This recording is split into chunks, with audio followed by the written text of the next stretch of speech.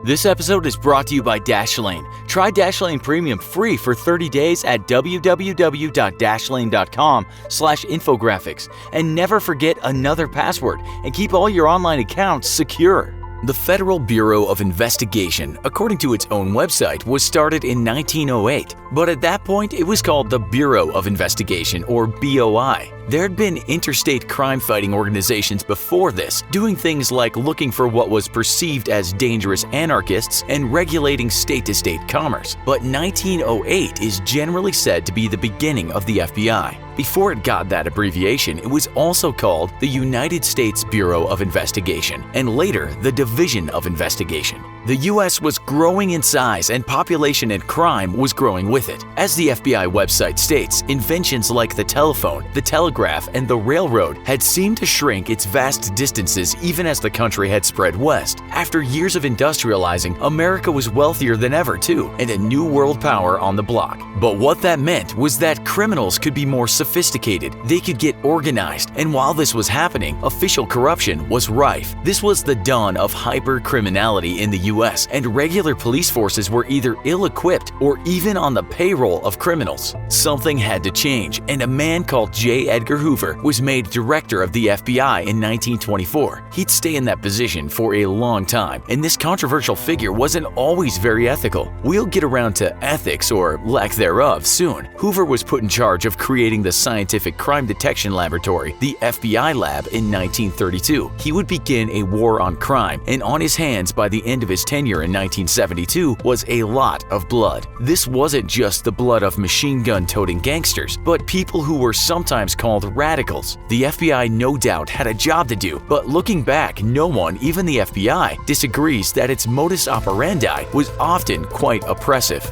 And so we might first talk about something called the Palmer Raids. These were conducted from November 1919 to January 1920 during what was called the Red Scare. America didn't want any damned commies tainting its land of free people, and President Woodrow Wilson at the time told these new federal cops that leftists, anarchists, communists, perhaps even anyone with a radicalized view that didn't fit with the capitalist ethos should be captured and thrown out of the country. The problem was, you could say this operation didn't always embrace human rights. Often, anyone who just didn't look right was arrested and people's houses were searched without warrants. That's why some historians write that the operation was a series of violent and abusive law enforcement raids. Not only were the raids a breach of rights in some cases, but the deportations that followed were sometimes really not warranted. Government officials had been attacked and bombs had been sent by mail, while people were rioting over what they deemed unfair pay. But the ensuing crackdown, we might say today, was a little OTT. Take for example when around 200 Russian immigrants were studying at something called the Russian People's House in New York City. Cops went in and reportedly just started beating folks with billy clubs.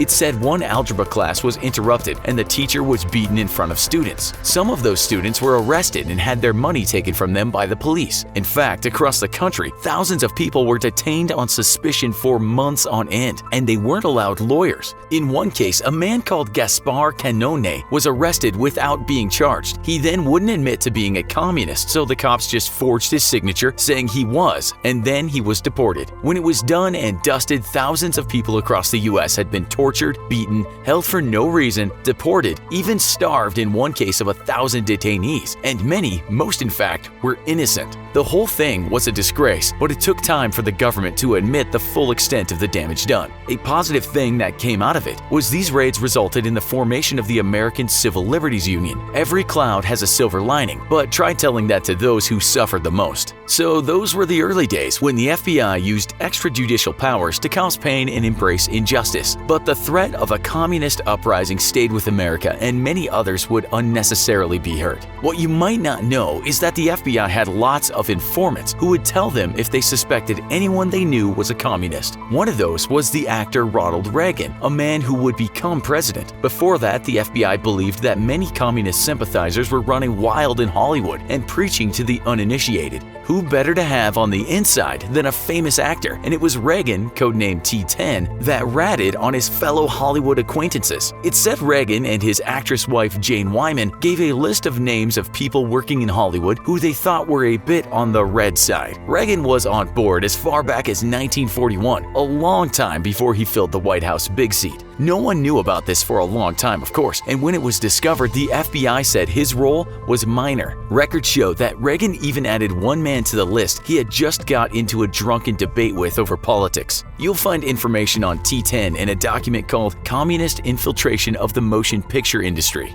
Now, as you know, the FBI have had all kinds of informants, and many of them were criminals and killers. They had violent Italian mob boss Frank Cappa, as well as a long list of other Italian-American mafia figures. They had Whitey Bulger, the Irish-American gangster, as well as many other gangsters all over the country. These assets were needed, and as you know, occasionally the FBI would have to turn a blind eye to some hardcore criminality. But the case of one asset sticks out. This was the case of the African-American man called Elmer Pratt. Pratt served twice in Vietnam, but on his return rose up the ranks of the political organization called the Black Panthers. The FBI didn't much like the Panthers, and they wrote in one document that their intention was to neutralize Pratt, as he had become the organization's Minister of Defense. So they neutralized him, but to do that, they set him up for a murder he didn't commit. The FBI made sure information was withheld from the jury and failed to say that the person who had identified Pratt had earlier said it was someone else.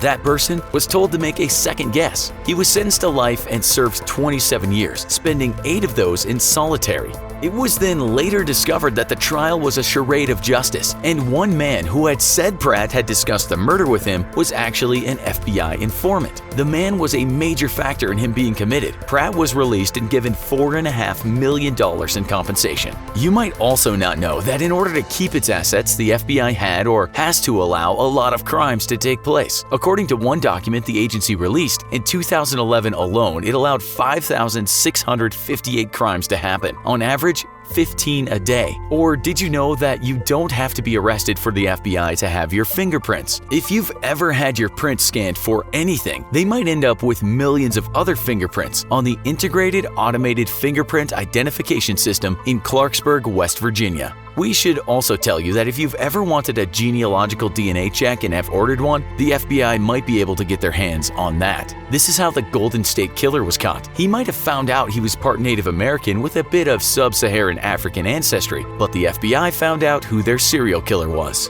Another thing the FBI liked to do was smear people, and they did it with a vengeance. We might take the case of young actress Jean Seberg. The FBI wasn't fond of her because she was outspoken about civil rights and she had donated cash to a number of supportive organizations. Records show that the agency had a plan to ruin her life. One document reads, "Bureau permission is requested to publicize the pregnancy of Jean Seberg. It's felt that the possible publication of Seberg's plight could cause her embarrassment and serve to cheapen her image with the general public." It said the stress from the FBI and the publications working with it led to premature labor and her baby living only 2 days. Still, they kept her phone tapped and honored her with round-the-clock surveillance. She then started finding it hard to land roles in movies. The outcome was suicide, and her ex-husband said the FBI drove her to it. You can find a similar case in someone called Billie Holiday, an FBI public enemy because she sang jazz that defended blacks against cruelty. She was also known to ingest illegal substances, and at the time, jazz and getting high was seen as corrupting the youth. The Federal Bureau of Narcotics, which is separate from but still linked to the FBI, started a smear campaign and again oppressive surveillance. It's written they did this for years, and then it said they very likely planted drugs on her. As many articles point out,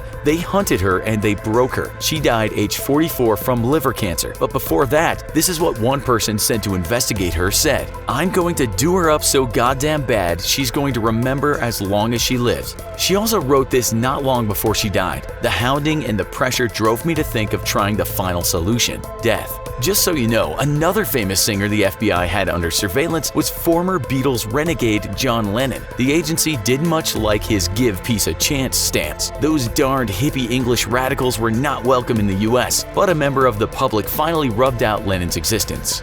The FBI used quite a lot of women, and perhaps one of the most famous of those was a lady that would become known as the Woman in Red. This was a gal called Ana Kuponiash who'd gone to the US from Romania in 1909. Except she didn't find opportunity there in the best of ways and ended up selling her body on the streets and in houses of ill repute. The FBI realized she worked in a place where the outlaw John Dillinger liked to go. Kuponiash was arrested for being an alien of low moral character, but told she wouldn't be deported if she helped them catch a guy called John. and she was promised the $10,000 reward, or about $200,000 today. She said she would wear red and go to the movies with Dillinger, and that she did. The outcome was a dead Dillinger, and her only getting half of the reward money. She was also deported soon after. Some say that her deportation was part of a cover-up, as the FBI didn't actually kill him that night. Hackers are a threat not just to big government agencies and companies, but to individuals like you. And unlike the FBI, you probably don't have some of the world's best cybersecurity people working for you. But you could. Dashlane is the one and only tool you need to keep your data safe online. And with breach alerts, you'll be instantly notified of any suspicious activity or hacking on any of your accounts, letting you take immediate action to protect yourself. Plus, their VPN lets you browse the web securely, not having to worry about who's snooping on you and compromising your privacy. Dashlane actively works to protect you across all your devices, so you can rest easy. Head on over to www.dashlane.com/infographics for a free 30-day trial. And if you use the coupon code Infographics, you can get 10% off a premium subscription today. Can you add to this list of secrets? Tell us in the comments. Also, be sure to check out our other show, FBI vs. CIA. How do they compare? Thanks for watching, and as always, don't forget to like, share, and subscribe. We'll see you next time.